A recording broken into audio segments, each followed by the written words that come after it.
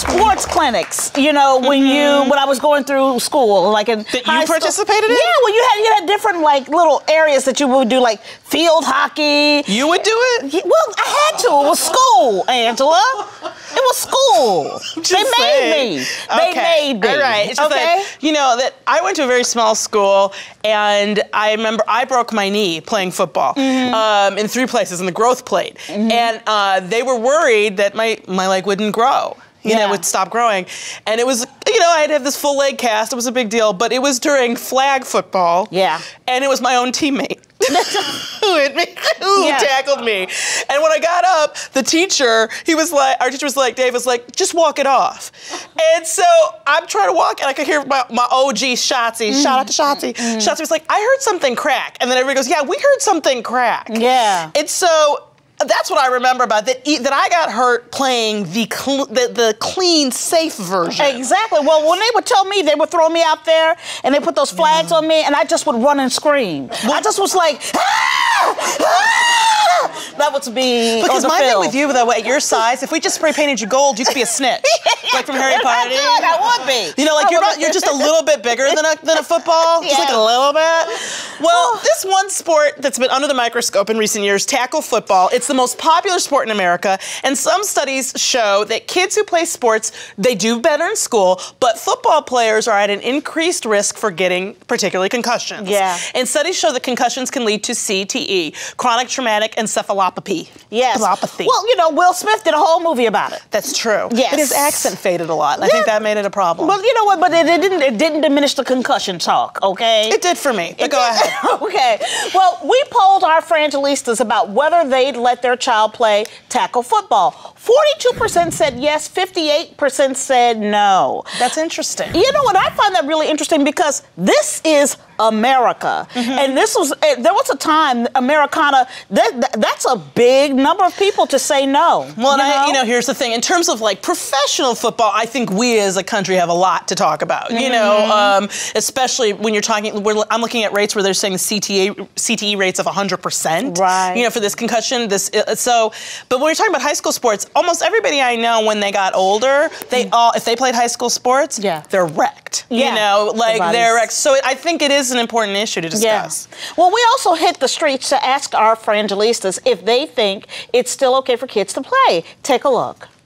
I really don't think it's okay for kids to be playing tackle football. I watched the movie Concussion a few years ago, and after watching that, I kind of stopped liking football. Even due to all the brain injuries, I think that it's still a great sport to be played as a kid growing up, and just practice the right safety measures and everything would be fine. Given what we know about brain injuries, I do think it's okay for kids to play tackle football. I think it's a hardy American sport. I grew up doing taekwondo and things like that as a kid, which, you know, gives you some endurance. It makes you a kid. Interesting, very interesting. So we're lucky to have not one, but 2 guests to help us out with this. First, we have former NFL player and the founder and CEO of Winner's Circle Athletics, Jordan Campbell. Welcome. Thank you for being here. And we have doctor and healing specialist, Dr. Ken Vu here also. Yay. Thank you so much. Jordan, Dr. Vu. Yes. So Jordan, what exactly is Winner's Circle Athletics? Winner's Circle Athletics is a human performance training company. And pretty much we, after I finished up with the NFL, I seen there was a lot of needs with education, with athletics, with nutrition, and just the way the game was played. So we built a facility to pretty much give all the student athletes an answer to the test. Okay. Yeah. Wonderful, wonderful. And so, what's your take on people taking their kids out of tackle football?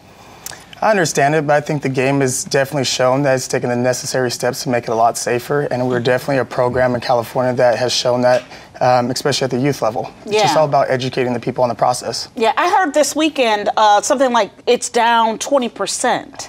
Which this is like America's concussions, you mean, or injuries in general? No, no, no. I mean people taking their kids out of the sport is down 20%, which I never thought I'd see in America. Well, Dr. Vu, as a healing specialist, where do you stand on this issue of should kids be playing tackle football? Certainly, because of the research that has come out recently, as well as the movie back in 2015 with Will Smith, there is a lot of press around chronic traumatic encephalopathy. So My viewpoint is, if you're not going to be a professional football player, why subject yourself to the risk of those injuries to the brain? But but there are people have these dreams. Yeah. People are writing their kids' future, making sure that they get in there on that field early now. So. Yeah, my feeling is definitely have informed choice and informed consent. Know what the injuries does to the brain, and then as a child and parent unit, make that informed decision together. I think I played the game at a very young age, and I've definitely seen through my experience playing fullback and linebacker in the NFL, the concussions. I had a ton of concussions, and they even took the fullback position out of the NFL. Wow. They took the wedge I did bus not out know of it. that. I didn't know that. So is this thing called a fullback? Yeah, so the fullback is usually the guy who's built like a lineman, but he could run like a running back. And Got you. Yeah, 10 years ago, they used to be very valuable in the NFL because the NFL was a run game first type of league. But now, as you see, it's very pass game oriented, and for me, unfortunately, my job was lost because they try to eliminate those concussions and collisions in the game. Wow. So were you the person, were you running into people? All game. Both sides of the ball, offense, defense, special teams, and that's how you make the team. How do you deal with trying to, make sure there are obviously less injuries with the kids, with the youth that you work with? Well, we started our new football team.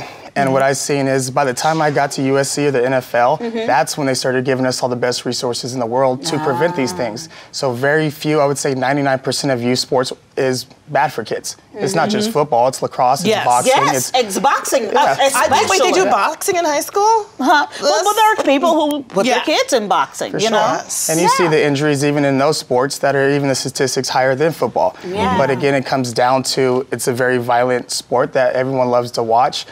But I think the NFL has definitely taken the steps to decrease concussions. Colleges are, but again, from age 9 to 13 at the youth level, that's when the kids' brains are most vulnerable. Well, Dr. Vu, what do you think people can do? Like, what are some of the measures you'd like to see? Well, certainly. It was an important study coming out last year from Boston University demonstrating, they looked at about over 200 football players, and they saw that if you had started football, tackle football, before the age of 12, you have a 2 times increase the risk of having cognitive and mental disturbances. Wow. Also, 3 times the risk of getting depression. Wow. So it's right around that time, 10 to 12 years old, you have your brains kind of forming new connections, and the structural development of the brain very, very important during that time.